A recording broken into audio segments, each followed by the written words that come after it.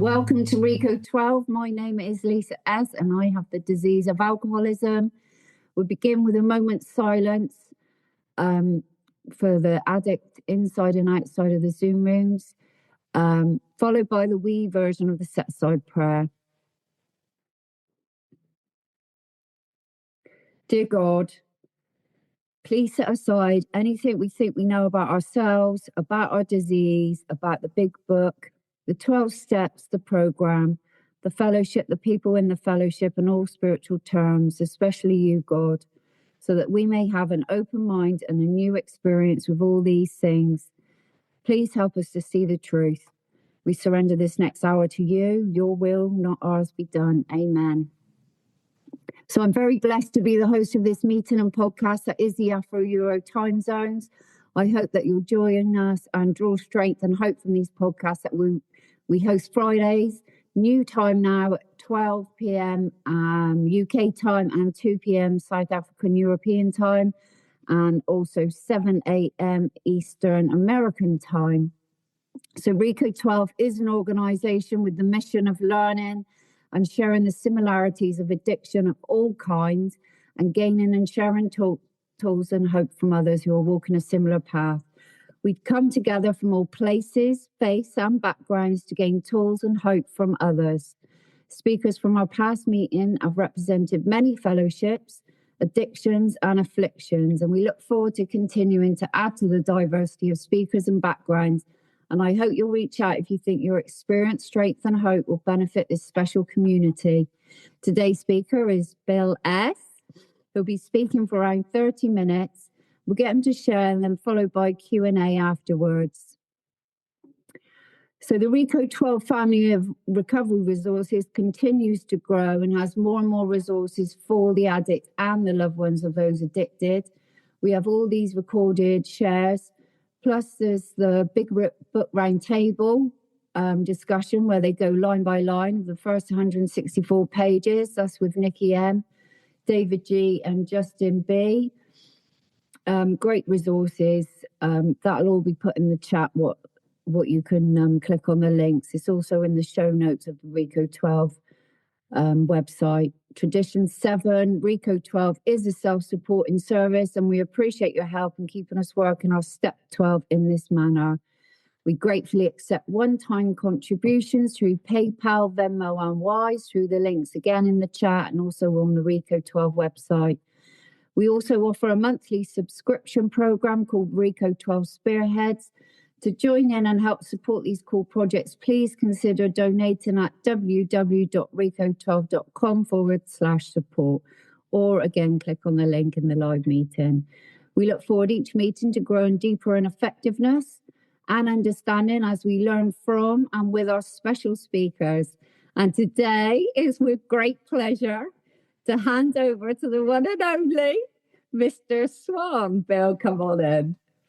That's my anonymity live and in color on YouTube. First of all, for those who do not have the good fortune of being here this morning, I just want to let you know I have the good fortune, privilege, and honor of being interviewed by one of the most lovely, polished, beautiful hostesses that they could get at RICO 12. As a matter of fact, Lisa, I've determined that the reason that the video is turned off is because looking at you, they wouldn't hear anything I say, and what a shame that would be.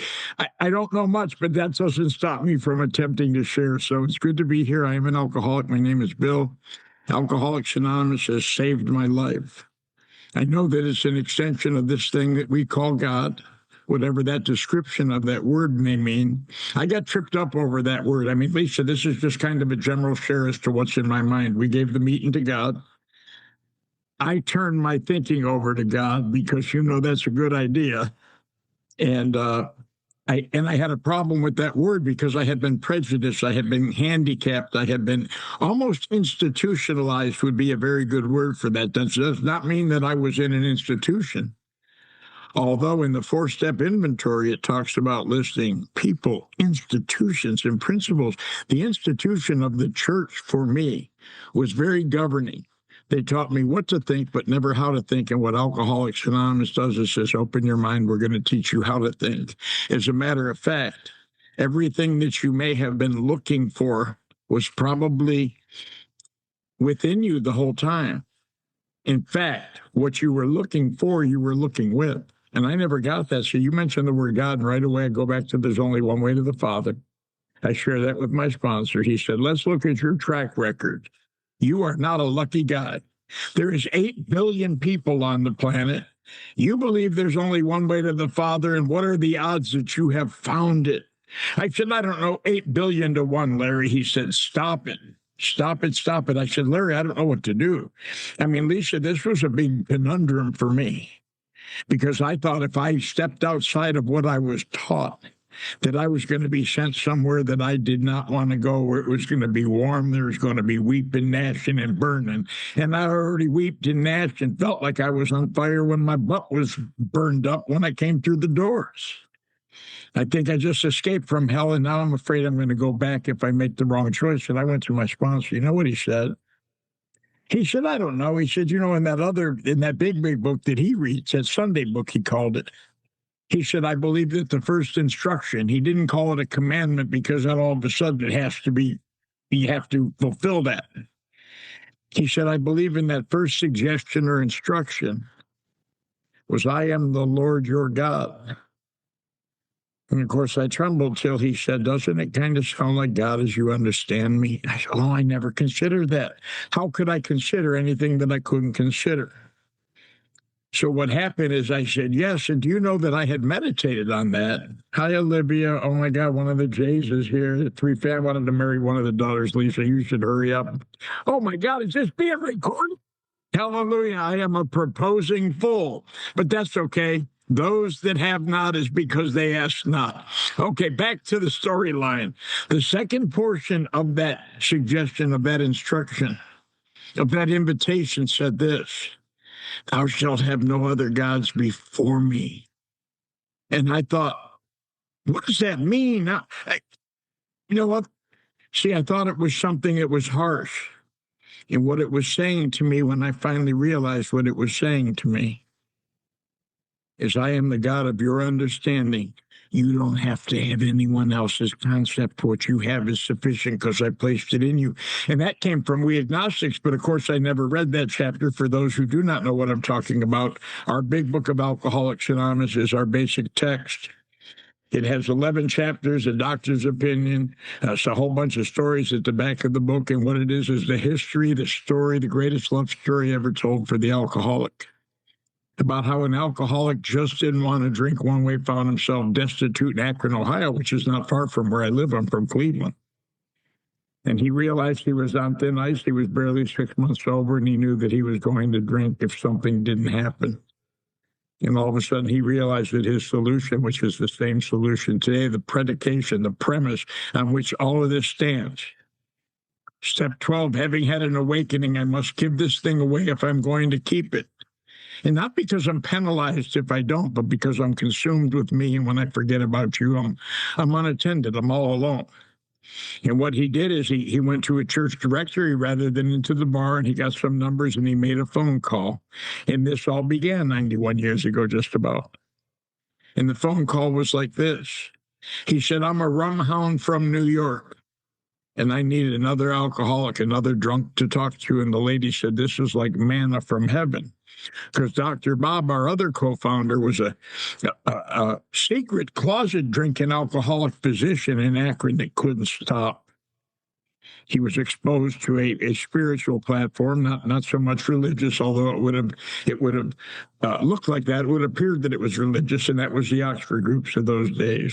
And what they were was a Christian spiritual movement that sought a relationship with the power to straighten out every area. They called it sin. And he could not give up this one sin. Unbeknownst to him, it says he did not know what it meant to be alcoholic. Here's a doctor who didn't know what it meant to be alcoholic, and I come in as a layman, uneducated. Some people say uncivilized, Lisa, but nonetheless, here I come with no education, and I don't know what the hell it is to be an alcoholic, but you say you are, so I say I am, because I want to fit in. And what happened is the guy presented to him a concept that he had received from a doctor by the name of Silkworth, our great benefactor. And what he said is, you know what, I don't think that you're drinking to escape. I think that you're drinking because once you take the first drink, it sets something in motion that you cannot tame, that you cannot put back in the cage, called an allergy, a phenomenon called craving, an abnormal response to the liquid drug alcohol. That when I put it inside of me, I get thirstier. It doesn't satisfy my thirst. It creates a greater one. He met that description when these two were brought together. And Dr. Bob knew that the solution was spiritual because that's what he had been seeking. When the two got together, the magic happened. One knew about the desperate, hopeless condition that took place in the body as well as the mind. And the other knew that the solution was spiritual, and this whole thing was born. I read that history, that story, and that's throughout the book. You know, one of my sponsors is on this meeting. And when we first started, because of the description, he came to the Fellowship of Alcoholics Anonymous 26 months, stark raving sober, not drinking, not treated, couldn't drink because he knew, he told he was going to die, and it was the evidence was overwhelming that was going to take place, and it wouldn't be long. So what I suggested to him was to read chapter 11. I know we like to start at the beginning, but he was sober quite some time, and he was experiencing what the book calls the bedevilments of alcoholism. The inability to control his emotions, prey to misery and depression, couldn't get along with people. He tried that with me, but I'm not going to take that. And of course, I knew more about AA, so I always was one step ahead of him. But he read that story, and here's what it said. It described an alcoholic sober, untreated. It looked like it described a drinking alcoholic if I'm not careful, because it segues from a guy who all of a sudden alcohol's got him in the grips. And it talks about the four horsemen: terror, bewilderment, frustration, despair, running through my life. And it says unhappy drinkers will understand this immediately. And then it describes an alcoholic who's sober a little while. And he said, but he isn't happy about his sobriety because he hasn't found something in the way of a remedy, a solution, a replacement, a substitute for the alcohol that he's been pouring inside of him. And although the consequences are devastating and he knows he's killing himself, abstinence, that means not drinking, seems to be more painful. And what he says is this guy's like a boy whistling in the dark to keep up his spirits. You know, like the boogeyman's going to jump out from behind the bushes. I remember that as a kid, walking down the street kind of talking loud as if someone else was there because I didn't want no one to attack me. My mom said if someone kidnapped me, Lisa, they would pay them to take me back. There would be I was no danger of being taken by anyone, not for long anyhow. And then here's what it says. One day, in this condition called abstinence, he will be unable to imagine life without alcohol.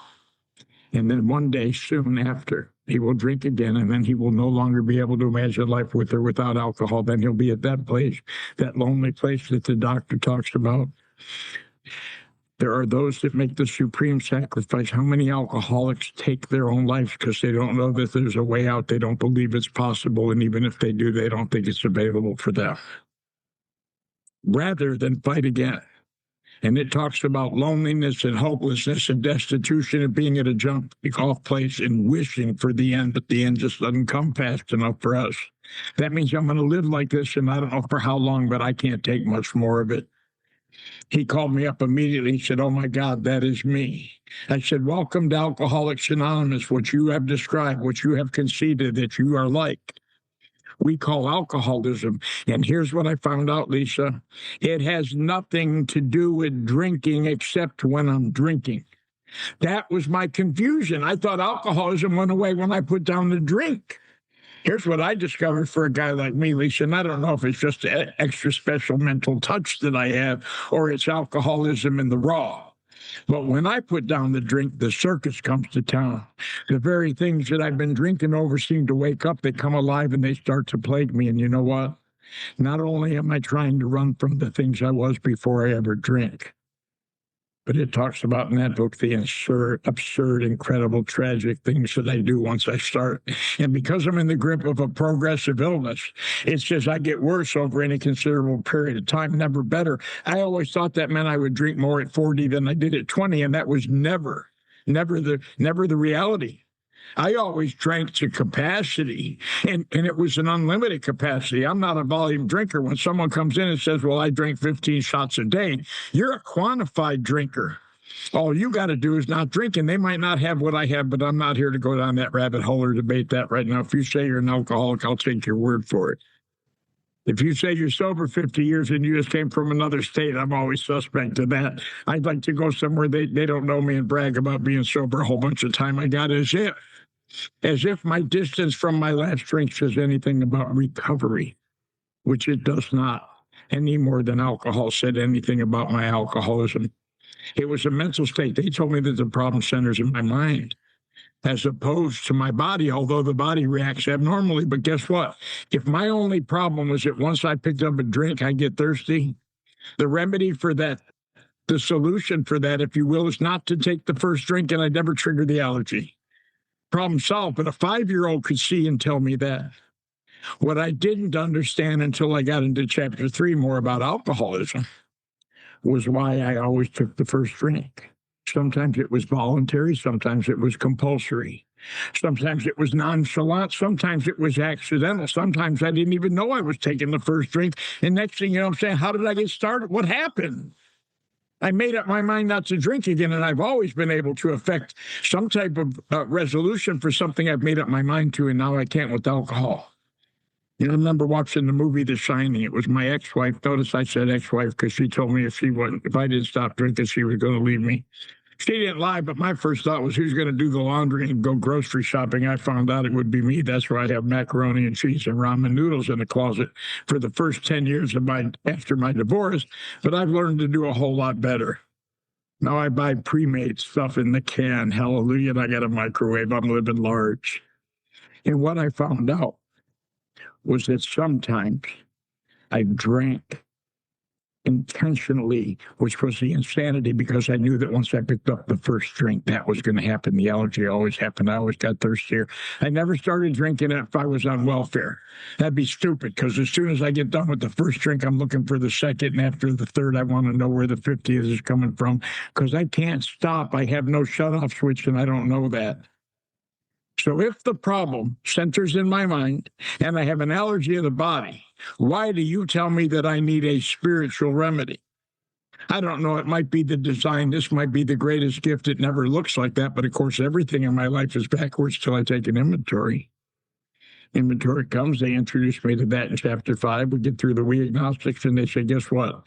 If you know who God is, you may be more confused or messed up than the guy who doesn't know it all or doesn't believe there's one. You might have more to overcome because you think you know something, and what you know is killing you.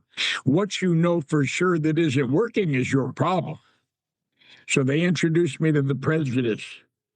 Several times they use that word in chapter 4, prejudice. I thought it was about agnostic. It means without knowledge, not denying or debating whether there's a God. I have no knowledge. There's no evidence in my life, and it looks like there isn't based on the way I'm living.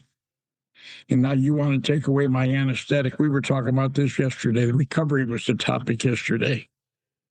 Recovery, and everyone's talking about recovering from alcoholism. I thought about it. When you have a major surgery and you wake up, you're in the recovery room because you're starting to heal from the surgery that took place beyond what needed to be surgical, the operation, beyond what the operation called for. Now I'm recovering from what they cut me with, and the first thing that happens is I wake up and I'm feeling pretty good because Lisa, just like alcohol, and because this is a All Addictions Anonymous or whatever the hell you called it group, guess what? I discovered I like opiates and narcotics too.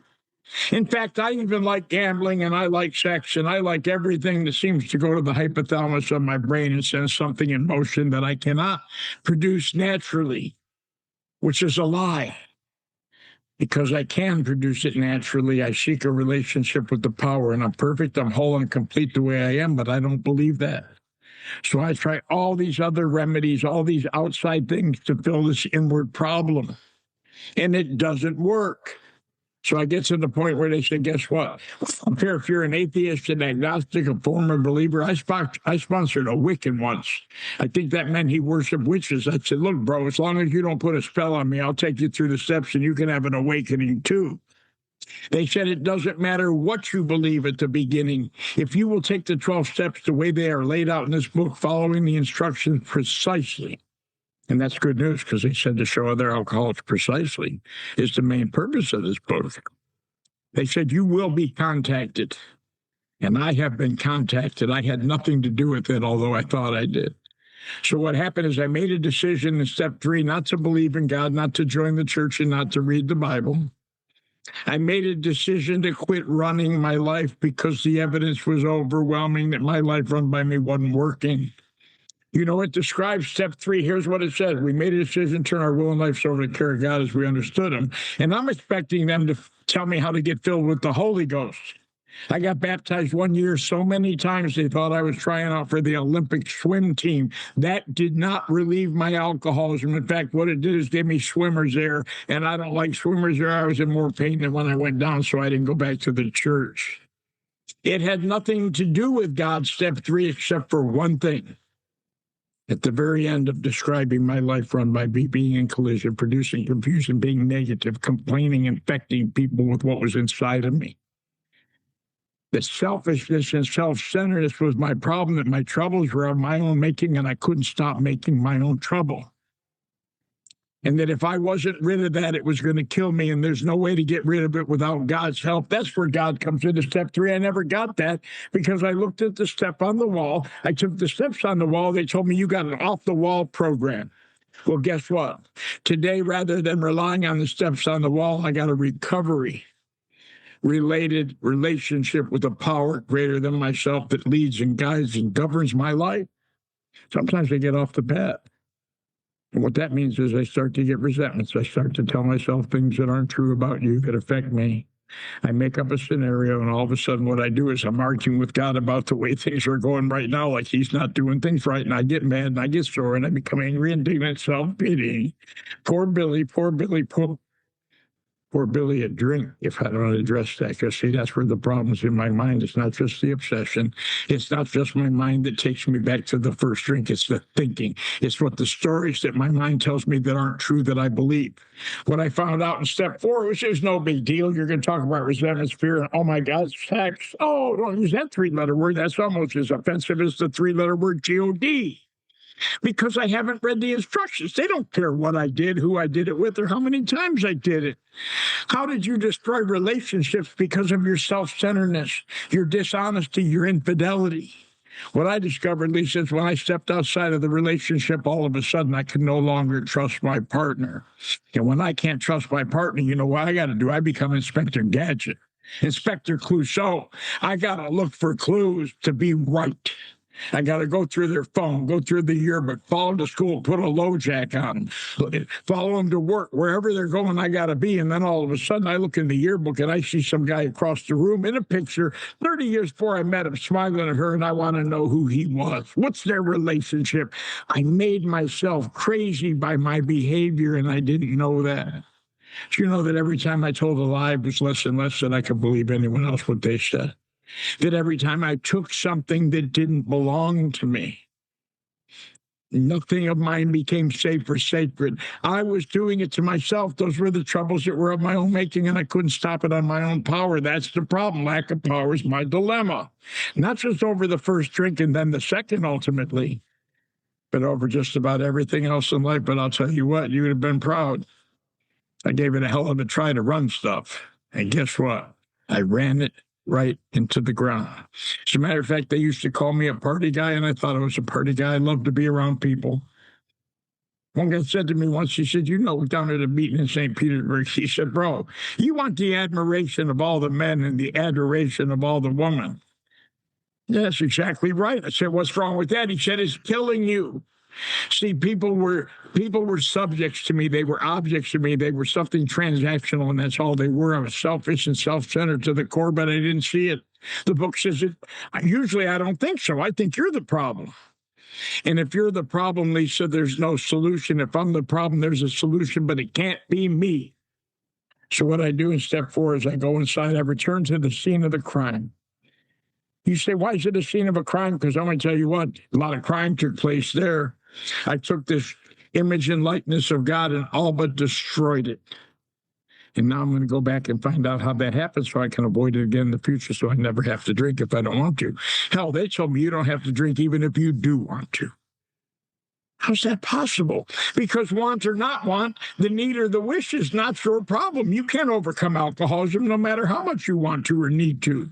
You're going to need help, and once you get the help, it doesn't matter what you want or need. The same holds true on the reverse side. I don't have to drink even if I want to. I was at a meeting down there at the 2250 group, and a girl walked in. She had about 79 days sober, and she said, everything about me wants to drink. But I'm here in an AA meeting, and I didn't drink. I thought, oh, my God, this AA is powerful. And one day it dawned on me, how come when everything about me doesn't want to drink, and I drink anyhow? Powerless over alcohol did not mean less power. It meant none. I needed help. What I found in step 4 was what was blocking me from receiving the help. It was that simple. Show me what my life run by me looked like. I was at odds with the world. I hated everybody, Kevin, and I wished there were more.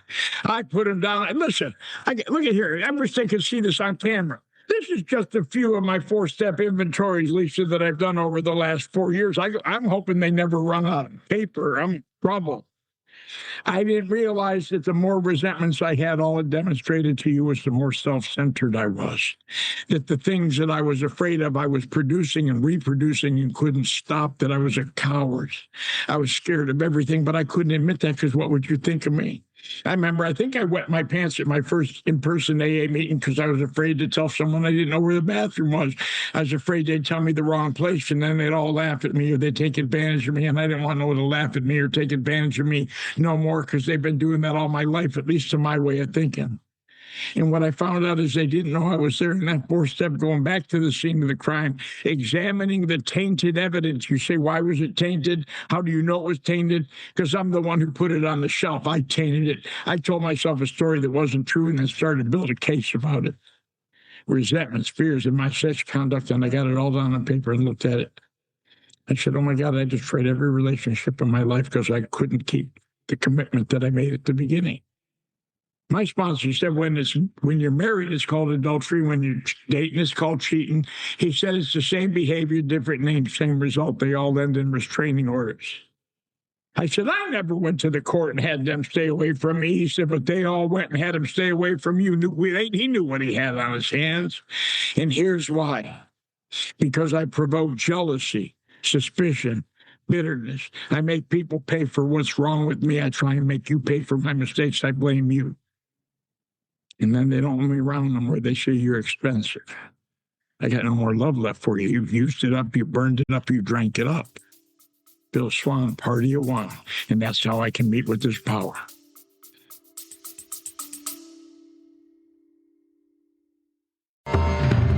Got questions about addiction, recovery, or just life in general? Let's noodle it out together.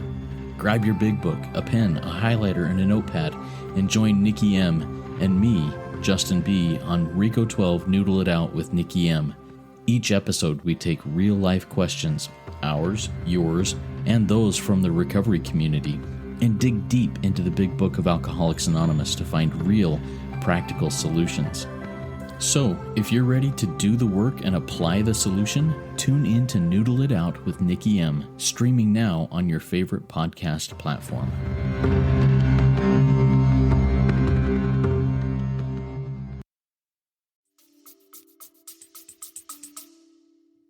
Bill Swan, party of one. The party guy and party animal turns into no one wants nothing to do with me, nobody but one, and that one is God.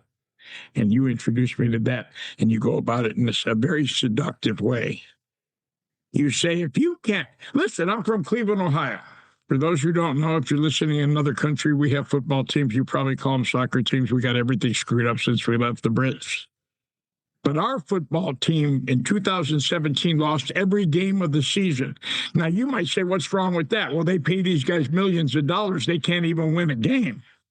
My sponsor said next year they're going to fire the manager. I thought maybe they'd get some better players, recruit a better quarterback. He said they're going to fire the manager because whoever's managing that team has them on an 0-16 losing streak. He said, let's take a look at who's been managing your life. And by default, not by intention, but by default, I couldn't deny it. It had to be me because there was no one left to blame. There was no one left to blame. I said, I guess it was me. He said, you are on a much longer losing streak than the Cleveland Browns. You need to fire the manager. That's what step 3 was about. Not saying the apostles or the Nicene Creed, not making a confession, getting baptized, taking communion. It was about conceding to my innermost self that my life left to me was going to be self-destructive and hurt a whole lot of other people in the process, and I couldn't take it no more. And you know what? I had to tell someone that whole story, Lisa, about how I single-handedly put myself in a position where I was dying of loneliness.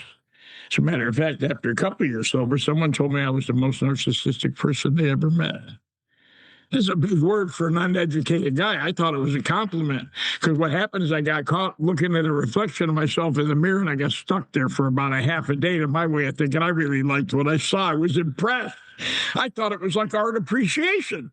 It didn't mean that at all. It was a mythology about a guy who fell so neck deep in love with himself that he died of loneliness because he couldn't let no one in. Unfortunately, there were some other people in his life, at least one for sure, that loved him almost as much as he loved himself. And she died of loneliness, too, because she couldn't convey what was in her heart for him. What a nasty, nasty disease called alcoholism.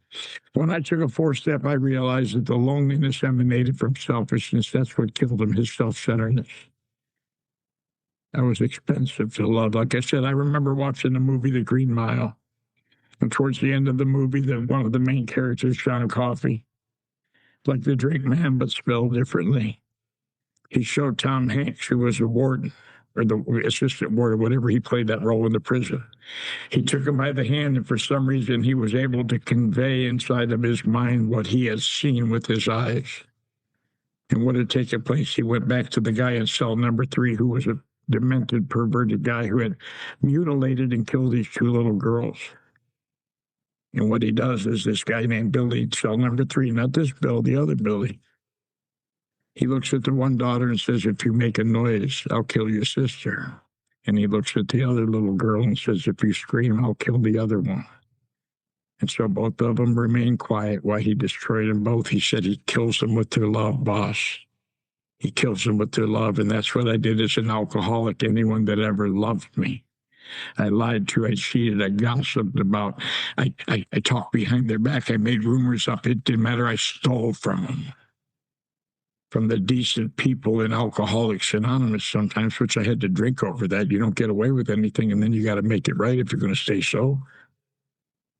Because in my heart of hearts, I believe that you understood me, and that you would never do anything to hurt me, even if I hurt you, and that was my experience. But what I didn't realize is I wasn't hurting you. I was destroying me, because it's hard to go to God when we say our Father. And I'm treating my brothers and sisters the way I did. I need help. The amazing thing about it is I wasn't going to be condemned. I could tell someone in step 5 my whole life story without worrying about judgment or recrimination, because you define the God of Alcoholics Anonymous in the second tradition. In ultimate authority, he's in charge of everything. What he says goes. And he lovingly expresses himself in each and every meeting that I've ever been to, right here in the Fellowship of Alcoholics Anonymous. And besides, when I offend you so bad, where you say, why don't you just go to another group for a while so we get over what you've done? You've always been generous. You've always been benevolent. You've always been loving, patient, and kind. You know what I do today, Lisa? I try to exhibit those very principles that you instilled in me, because I'm going to tell you this, and I'll be quiet. My sponsor said, now listen, I've been coming to Alcoholics Anonymous for a little over 45 years. About 45 years and 8 days, if I were counting. I celebrated 4 years of sobriety on April 17th of 2026. It's a big deal for a guy like me to say 4 out of 45 to change. It had nothing to do with the time. It had nothing to do with the time. And what my sponsor said to me, I said, Ralph, I got nothing to say. The only reason it's not Larry is because Larry passed, now it's Ralph. I said, I'm not talking no more in these AA meetings. I don't know why these people keep bothering me. I have nothing to say. He said, you're absolutely right. You have nothing to say, so let God speak through you. He said, besides, for 40 years, you have given the Fellowship of Alcoholics Anonymous a front row seat of what alcoholism could ravage through the life of a human being. And God in his faithfulness had pulled you through, and you're going to deny him opportunity to bear witness of his power, his love, and his way of life. Quit being so selfish. Take the seeds that the master gardener has planted and let them come to fruition, and you will make the greatest flower instead of a weed that you could ever be. Thanks so much for having me. I went 10 seconds over. Forgive me for I have sinned. Oh, thank you, Phil. That was brilliant. And then, yeah, that history there, it's lovely to hear. I'm not that great on all the history, but it is nice to hear that in your show there. And I've now got an image of me being Inspector Gadget. I'd love to investigate I can still do that now. I want to, get involved in other people's business and meddle and stuff. So I have to be careful of that. But I'll think of that. I think I'm playing Inspector Gadget now. Stop it. Right, guys, if anyone wants to come in and ask Bill a question, put your hand up and come on in. Or if you want to put it in the chat, put it in the chat. If you want to be anonymous, just put anonymous in the chat there and I can read it out for you without bringing your name. Candy, come in. Lisa, Candy Alcoholic. It's so nice to see you. Bill, amazing, wonderful, as usual. I always get so much out of everything. And, you just reminded me that I was at the jumping off place. I really was. I didn't see life with or without alcohol. I just didn't. And then you talk about alcoholics being the loneliest people in the world. And I guess I was, I really, really was for a very, very long time. And I like what you said about returning to the scene of the crime in step 4, because that's exactly where I'm at. And I'm returning to the scene of the crime and I'm doing all this investigation. And as Lisa just said, I'm playing Mr. Gadget, but I'm investigating myself, actually. And I'm like looking at me. And then you talked about becoming a flower instead of the weeds. I love that too. I won't forget that. Anyways, I'm just I'm glad that I was here. And as usual, you just sparked some more intensity into my desire for recovery. And I appreciate that very much. Thank you. And have a great day, everybody. Bye, Lisa. Oh, thank you, Candy. Lovely to see you there. Kevin, come in.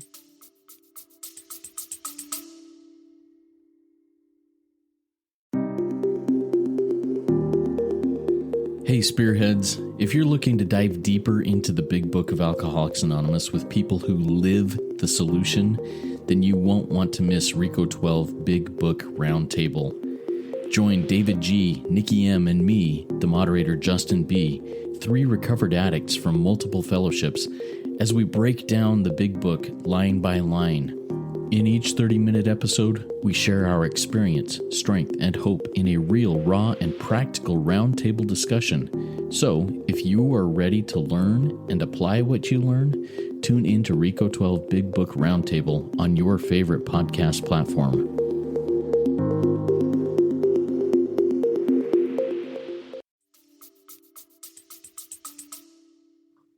Good morning. Thank you for having Kevin Alcoholic. Thanks, Bill. Amazing share again. It baffles me every time that you bring up and you speak about how you feel like you have nothing to say, and what your advice that your sponsor gave to you, that let God talk through you. Each time I hear you talk, I learn something new, and I spend considerable amount of time with you throughout the course of the day and in these rooms. And I know how important you are to me as being my sponsor. Can you maybe share what's your thoughts on people who think that they are trying to sponsor themselves and how that's going to work out for them? Because I have some people that I've come into contact with in the rooms of AA that they think that they can do this work on their own. And I try to give them advice, but I really don't want to guide them. So how would you handle or approach this? Well, I know one particular situation you're talking about. The first thing is that individual's probably got to stop drinking. I remember someone told me you're going to have to stop drinking to stop drinking. I said, that's pretty drastic. But it goes back to what I said. What Dr. Bob didn't know what it meant to be alcoholic any more than I did.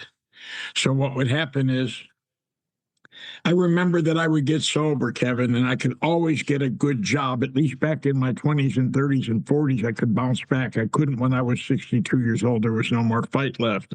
But I could get a job. I could interview well. I could pass a urine and a background check at the time. And what would happen is I'd kind of look like I do today. For those who are listening, I'm looking real good today. It's not about how you feel. It's about how you look. And now nobody else, but I look good. I got a shirt and tie on, and I'd interview well. God had given me a gift, and I knew how to present it.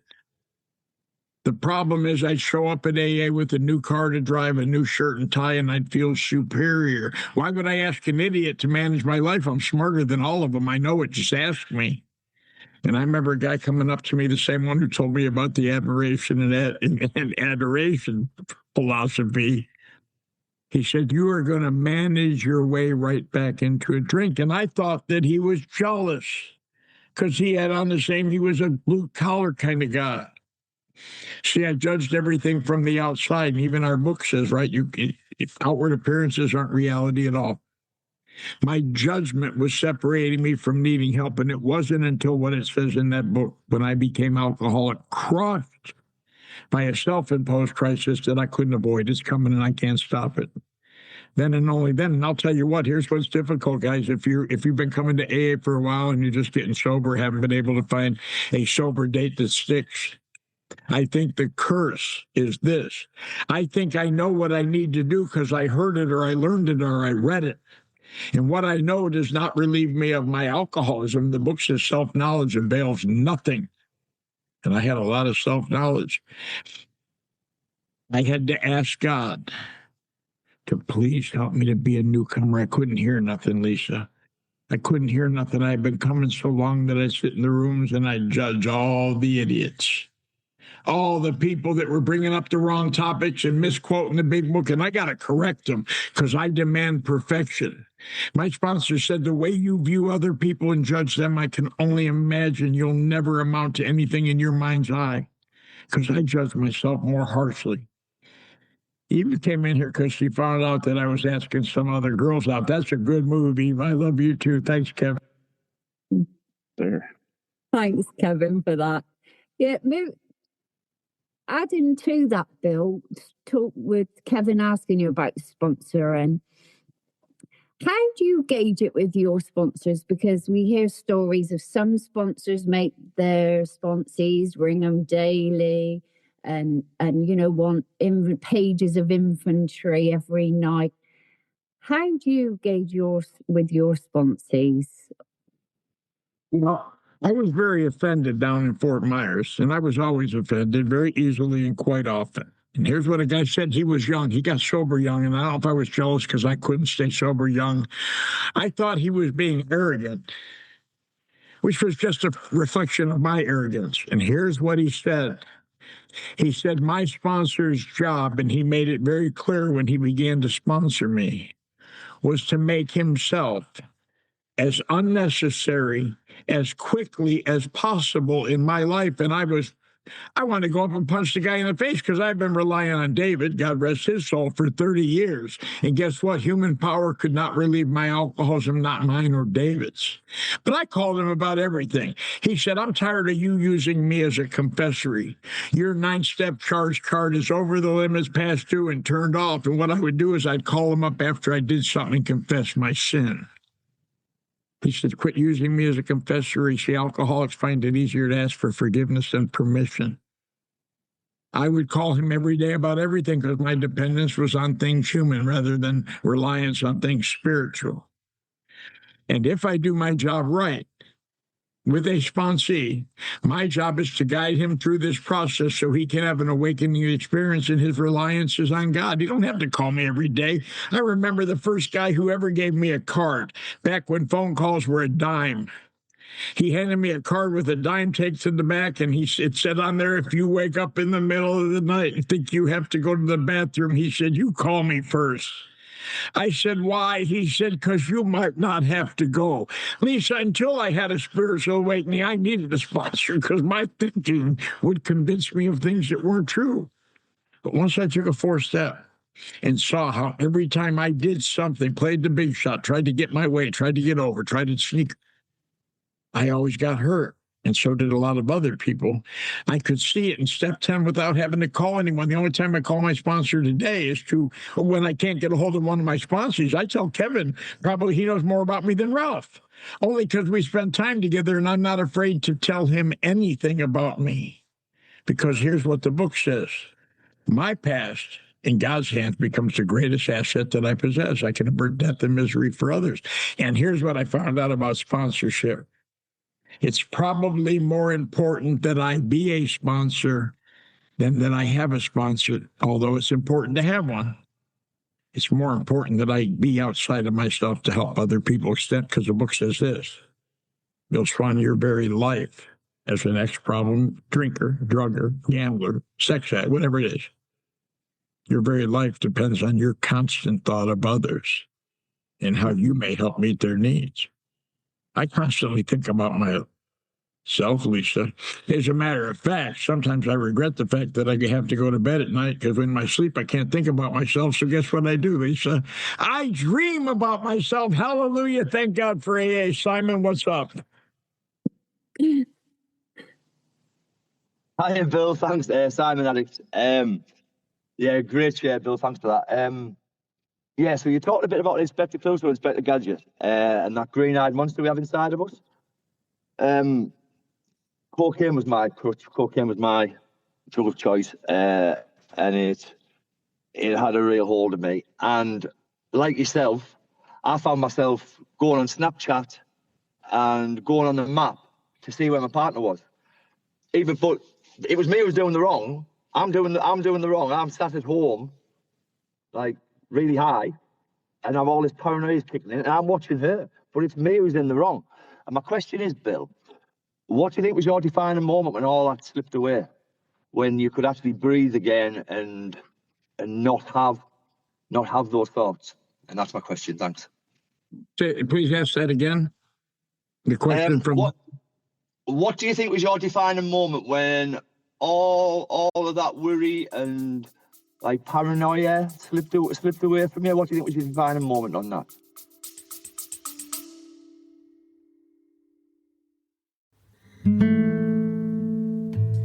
Hey Rico 12 Spearheads, if our recovery resources have helped you, please consider a donation. Your financial support, as well as your word of mouth support, keeps Rico 12 running and reaching the man who is still sick. Donate today at rico12.com/support or check the show notes for PayPal and Venmo links. Every contribution helps carry the message. Thanks for being a Rico 12 Spearhead.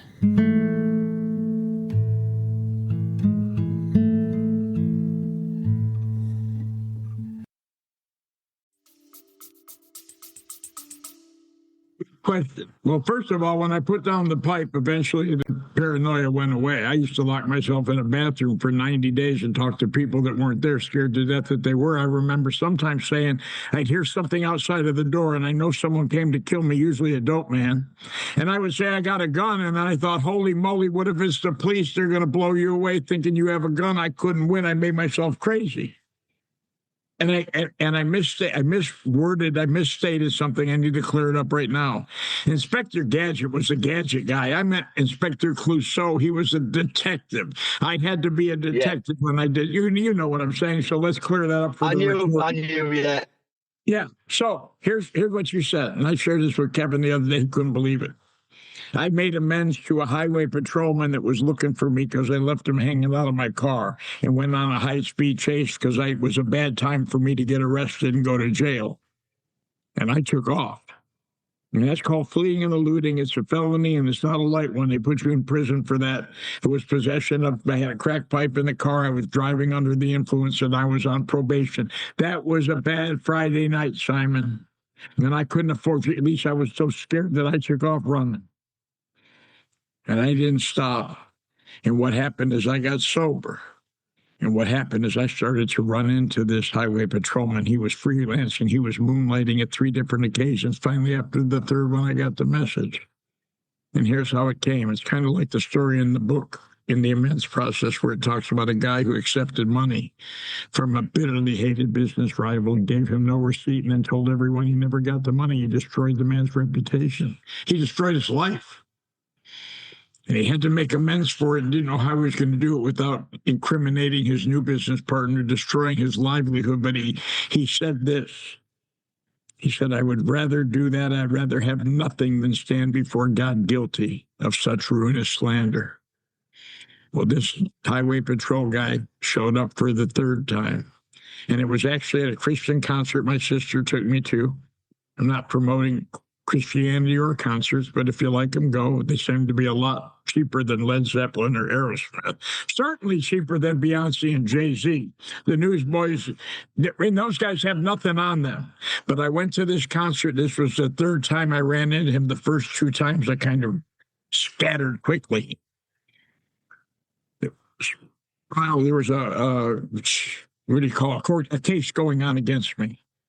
And in his last report, he said, Mr. Swan got away that time, but he didn't get away this time, and I'm bringing up the old charge. The statute of limitations hadn't run out. I was terrified. Now I knew I was cooked.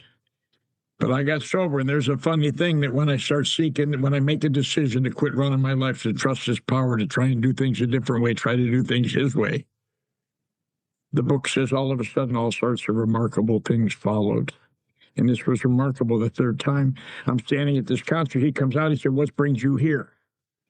And I said, well, I got sober, I made a decision. I'm trying to get close, I'm trying to get right with God, sir.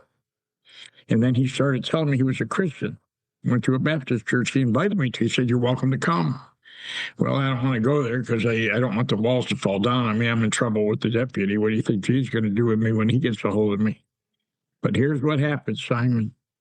I told him that I was seeking a relationship with God. When he talked to me about the God that he served, that he found in his church, it was like he had a fire coming out of his eyes.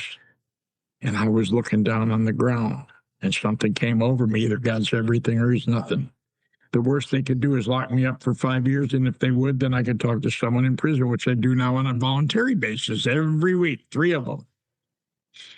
But I said, excuse me, can you come back outside? I need to talk to you. He said, what's up? I put my hands out in front of me. I said, you can cuff me and take me to jail. He said, why do you say that? I said, because I'm guilty. I said, you and I both know what happened. And I said, I can't get the thought out of my mind of leaving you hanging out of that car driving. What if something happened to you? And I've been on the run ever since. When I go to Walmart, I had to look at the security guard and duck down another aisle thinking he's got a warrant out to get me. I was living in fear. What happened is he said, Mr. Swan, put your hands down. He said, the God of my understanding told me never to bring up those charges.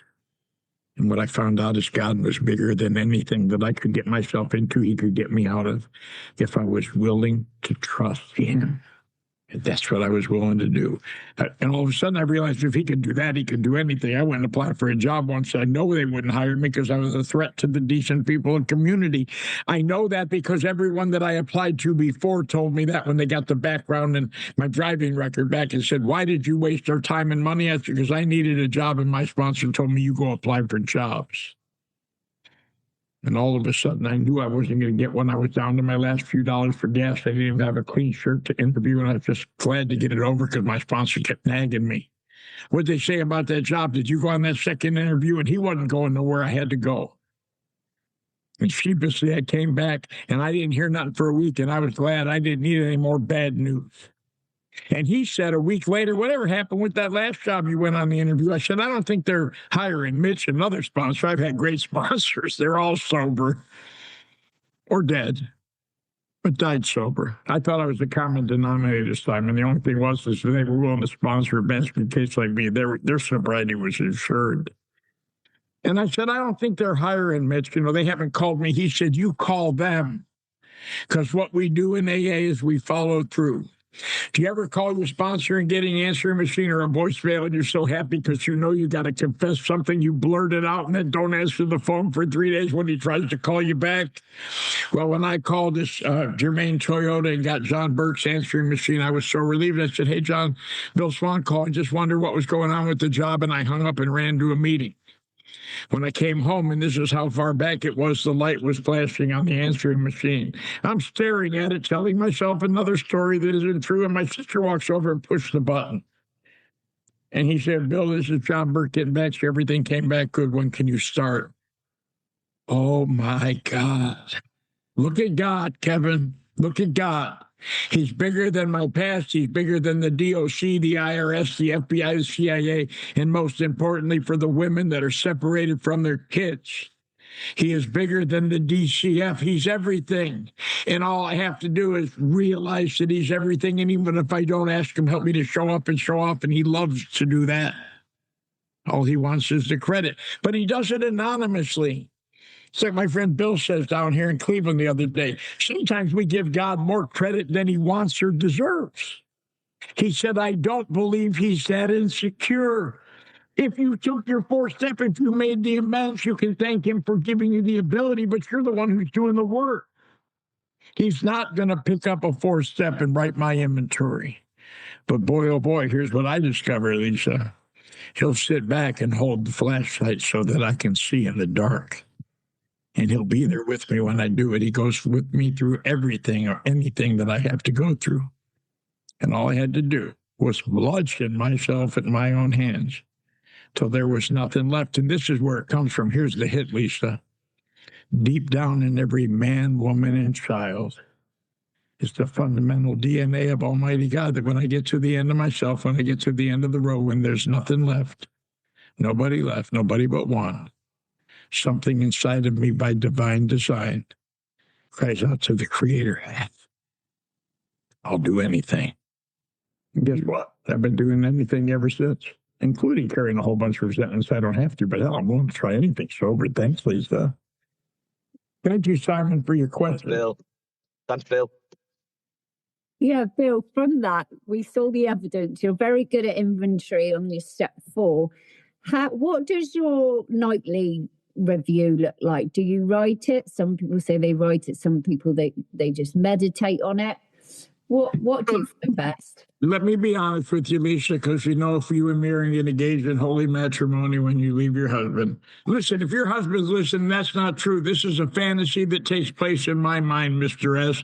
The only reason I think it's convenient is we both have the same last initial starting our last name, and I figure it's cheaper that way than she has to change the monograms. But back to the story, to be honest, Mrs. S., I don't do my nightly review as much as I should, and I suffer for it. I say this 100 times every time I speak. What I fail to do is my nightly review, but here's how faithful God is. I'll get up at 2:30. I called Kevin the other day. I met the girl of my dreams the other day. Lisa, you waited too long.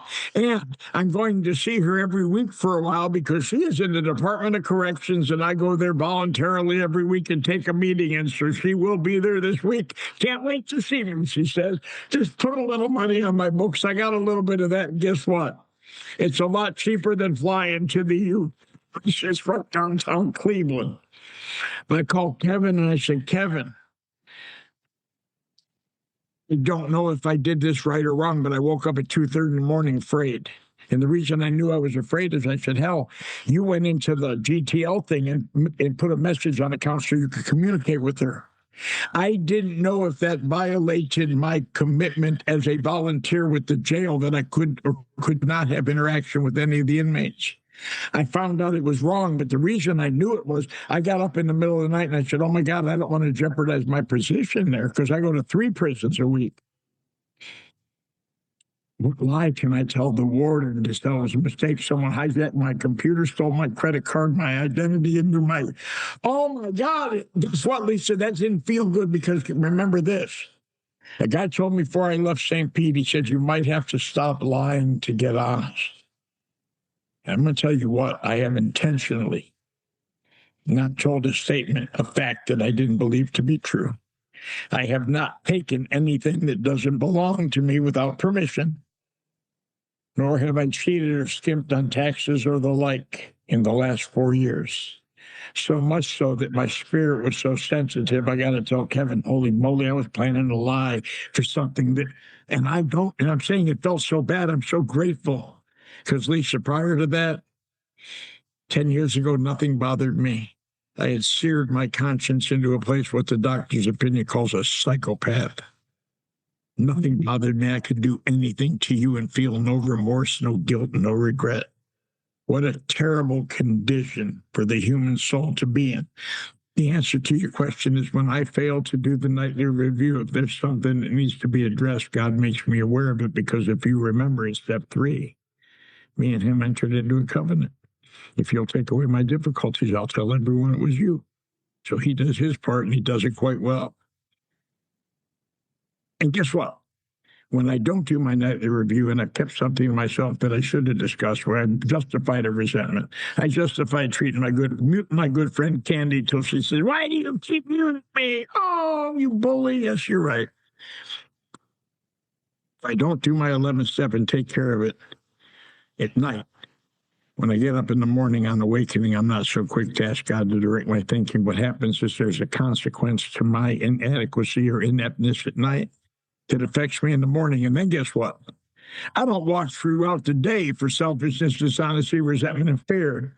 Actually, that's not true. I do watch for it, but I watch for it in others rather than myself, because what happens is I start to go to sleep again and start to think that the problem exists in you.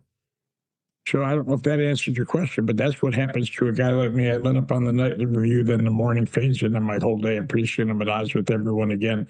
I'm sitting at the meetings where everyone's an idiot. And I already told you that does not go well for me.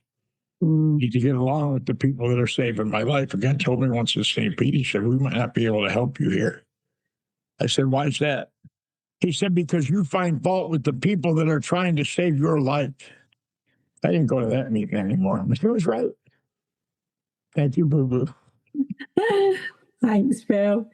Candy, come in. Okay, question. Okay, Bill. Candy alcoholic. So I'm writing my resentments and I'm praying and I am doing, the sick man's prayer for each and every one as I'm writing. There are a couple that I really don't feel like I want to get rid of. I can't explain it, but the anger is so deep. What can I do about that? Because I know I need to get rid of everything. I know I need to purge this anger or this feeling of, resentment. Anyway, I'd like to know what you suggest I do. This is a great question. Because I've heard you talk about this and I know you personally, something just came to my memory, intuition, if you will. The first thing is I must go back to step 3 where it says we must be rid of this selfishness. We must, or it kills us. God makes that possible. And here's what it says, Candy. I can't be rid of self without his aid. You say, what the hell's that got to do with my resentment? Well, hold on. The first manifestation of self that we review is our resentments. It's evidence of self. So sometimes I think I check off the box. Yes, I said the sick man's prayer. Going to save me from being angry. And I still want to hate him, and I don't mean the prayer. And guess what? It's not perfunctory. It's not mechanical.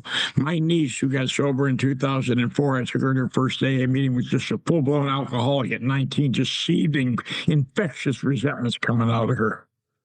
I said, "Brittany, you got to do something. You drink again." She started to cry. She said, "What do I do?" We took a 3rd step. She went back to her halfway house 4 days later. After starting to write a 4th step, she came back, and I swear to God, I saw the transformation. That's soon, quick, that's simple. And here's what she said to me. She said, "Uncle Bill, I know where the sick man's prayer came from."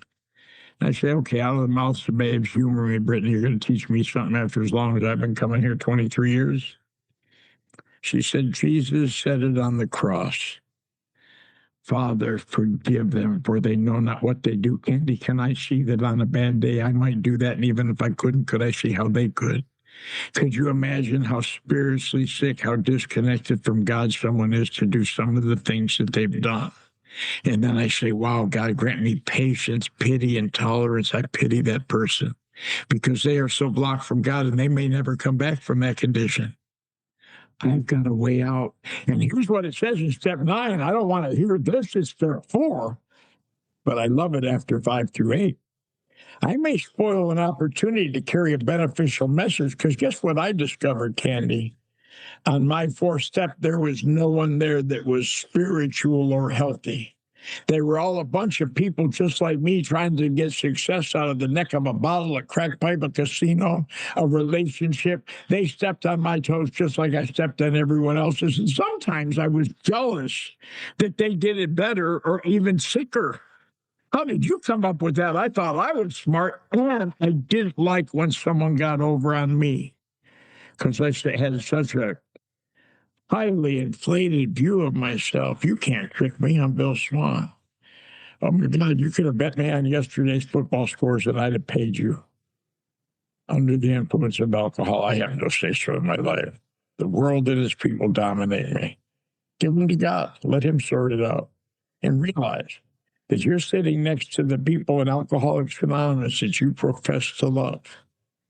That some of us are probably guilty of doing the very things that you want to condemn someone who hasn't come here of. Think about that. I don't know who I'm sitting next to in an AA meeting until I run into someone out there that used to rob me as they were working the streets and I kept picking them up. Why? Because it seemed easier than getting in a relationship. I brought it on myself, but they were as sick as I was. And that's it. That's it right there. I was sick too. I was just as sick, and I've done maybe not the same thing, but I've done my own share. So I have to keep that in mind. Thank you, Bill. Thanks, Candy. And Caroline, we'll make that the last question. Come in, love.